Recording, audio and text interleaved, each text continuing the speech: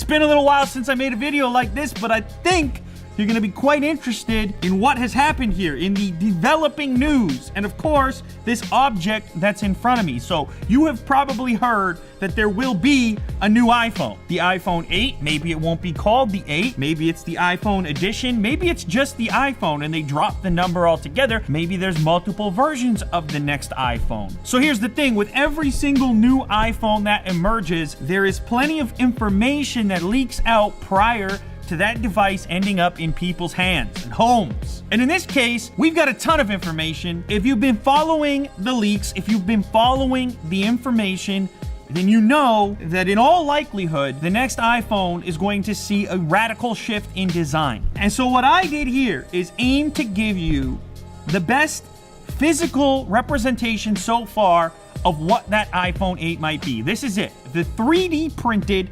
iPhone 8 mock-up. Ooh, fancy. But Lou, it just looks like a slab of plastic. Well, you're right. And you're probably wondering where this thing came from. Now, believe it or not, I went through the process of actually printing this thing myself based on drawings that were provided to me from Benjamin Geskin. Now, Benjamin has been compiling all of the relevant information on the upcoming iPhone. And when he got his hands on these drawings, I said, yes, please send them to me so that I can go ahead and turn them into a physical object, like I've done right here. And as you can tell, there's a few interesting things about this mock-up that point in the direction of a radical redesign. The biggest difference is going to be on the front of the device. This entire glossy region here is representative of an entire display, of a display that reaches all the way down to the bottom of the phone and all the way up to the top of the phone. Now, this might be hard for you to imagine, so I'll insert some images here of a finished rendering of what that might look like, but in reference to the previous iPhone, you've got these giant sections above and below the display. When it came to the Galaxy S8, one of the things that got most people excited, got lots of people excited, was the screen to body ratio. The iPhone has never had the greatest screen to body ratio. You have a 4.7-inch display in here, and of course on the top and bottom, a big chin, a big forehead, and plenty of space for that home button. Now the theory is that the new version will do away with the home button, do away with this chin, and instead fill out that space down here with screen. So imagine screen to screen, corner to corner, and a home button, a fingerprint sensor that is embedded below the display, that you will just touch the screen in a particular location, which will provide you with haptic feedback when you choose to use that display viewing video. As far as you're concerned, that will be usable screen space, usable real estate. What I am hearing is this will represent one of the greatest screen to body ratios in the marketplace right now. Let's do some measuring. So I have a ruler over here. If I just line this up corner to corner, which is how screens are measured diagonally, right around in between 5.7 and 5.8 inches, that's a pretty big display given that form factor, 4.7 inches on the old iPhone.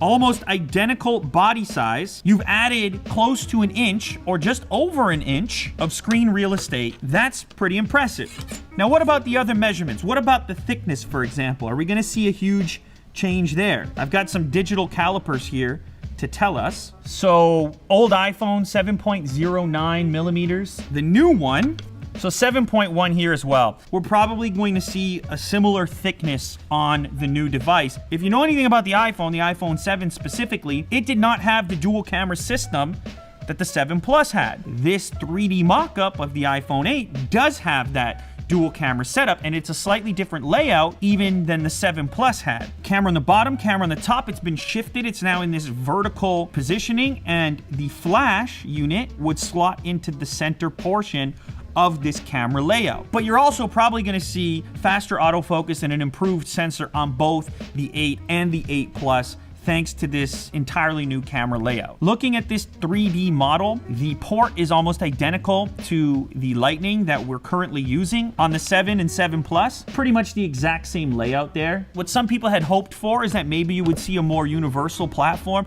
USB Type-C, but I've attempted to line up a USB Type-C connector. It will not fit in there. Still no headphone jack. If you thought that maybe your protest would result in Apple bringing the headphone jack back, it ain't happening. It seems to me to be a tiny bit wider than the old version. So if I go right out to the edge of the curve, 2.7 inches across compared to the old one, which is more like 2.6. Now, maybe that's to accommodate that far larger display, which will of course be taller, but it might also be slightly wider as well. Some of the rumors are pointing at the display expanding all the way up into the earpiece section and beyond it, so that the display would actually line up with this top edge.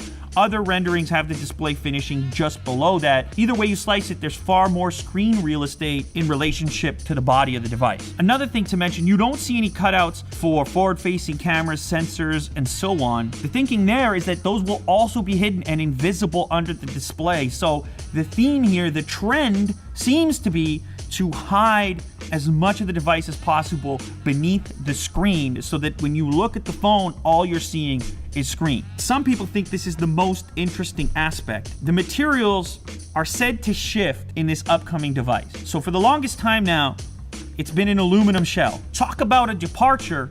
The new version is said to be made out of glass and stainless steel, but with glass on the back and glass on the front, there is something that becomes available from a functionality standpoint, which is wireless charging, which I've been a huge fan of, and I do think that the iPhone 8, or the next iPhone, whatever they call it, will be the first to include wireless charging. That seems to be the prevailing wisdom here, because wireless charging can't happen through the old materials. Around the edge will likely be stainless steel. Everybody who's hitting me up with tips is coming with the exact same specifics. Stainless steel around the outside, possibly shiny, possibly painted, blasted, kind of like the Apple Watch, if you've seen any of those. And that will be the structure that holds together the glass. The glass is said to be made out of 2.5D material. There's a little bit of speculation regarding whether it will curve or not. I don't think that it will. Now, this edge here will probably look a lot different in the finished model than it does here. This lip will probably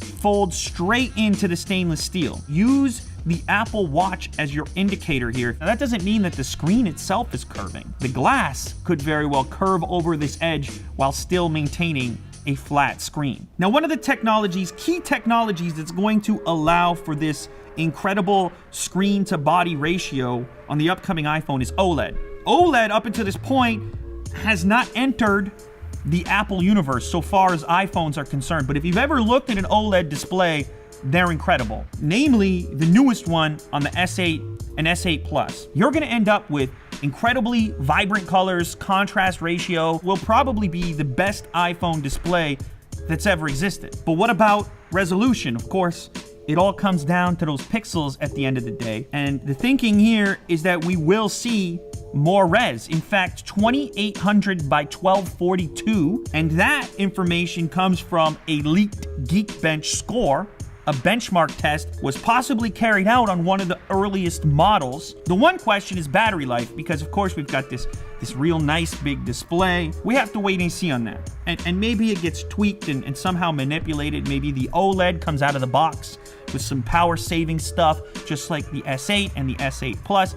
That remains to be seen. So there you have it, the iPhone 8 mock-up. 3D printed, evaluated, with the hands-on right here on Unbox Therapy.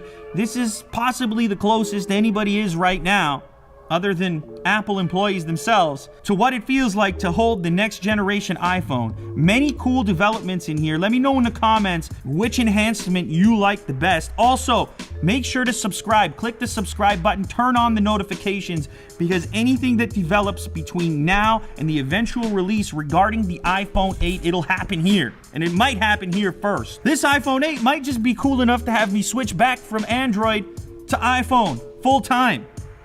You're gonna have to subscribe to find out.